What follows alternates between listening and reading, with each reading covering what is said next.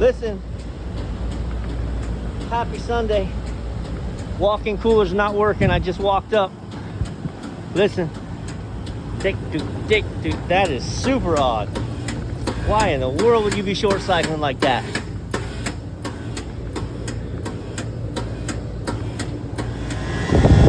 All right, so I purposely did not do anything electrical. All I did was hook up my gauges. While I was hooking up my high side, all of a sudden the short cycling hammer time stopped and she went online. Now, my sight glass is flashing, my pressures are a little low.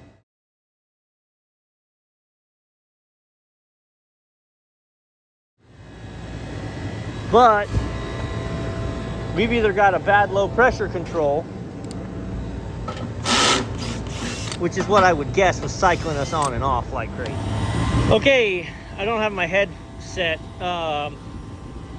It's Sunday, it's about 11:30.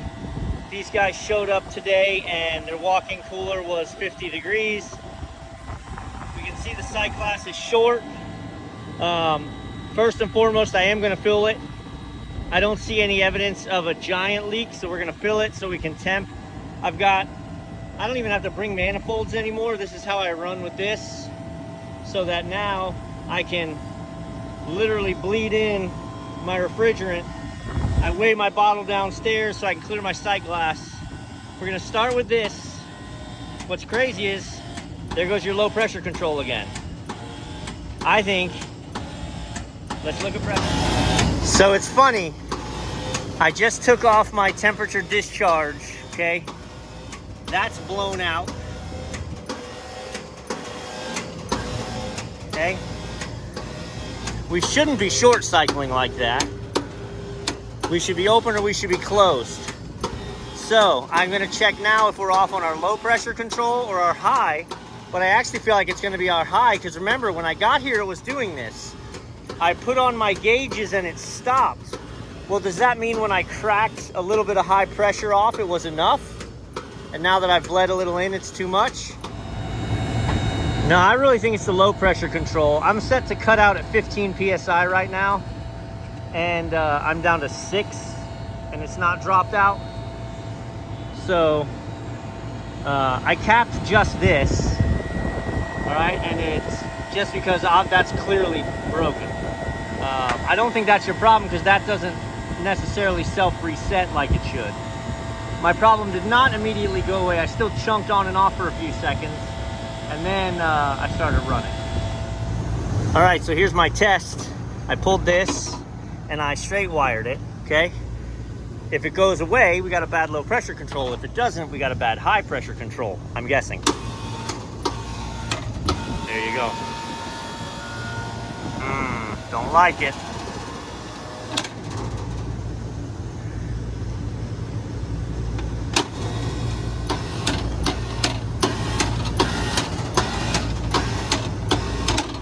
At about 270, she drops out. So listen, I can tell you, I've already done this because you don't want to do this and not watch your pressures. Because I've just usurped the high pressure control, okay? I've cut it out. I can tell you now she runs no problem.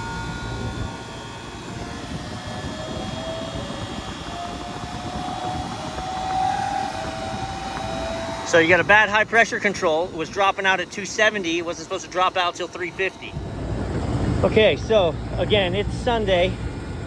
This box has been way too hot for way too long. I got to get the food product temperatures down. Okay, we're running. I've got this usurped.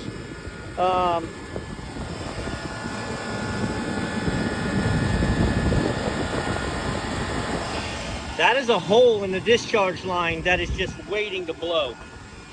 So what I'm gonna do today is I'm gonna add a high pressure control to here, okay? I'm gonna add this high pressure control to here because there's not a Schrader there.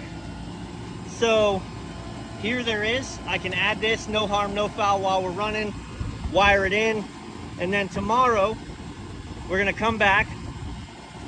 We're gonna replace the low pressure control because the low pressure control is not pumping down at the right time. it's out of calibration. I have it set for 15, it pumps down at 6. But I'm not gonna keep this unit offline any longer than I have to. We're going to replace this so she can run safely today, come back tomorrow. That contactor, right, it's hammered from, you saw it just coming on and off a million times. But we're gonna pull the charge out of this because I wanna cut that dollop out before we lose our charge anyway. So we'll cut this out, torch it, change our low pressure control, change our contactor. But today, new high pressure control. Now we're running pretty 47.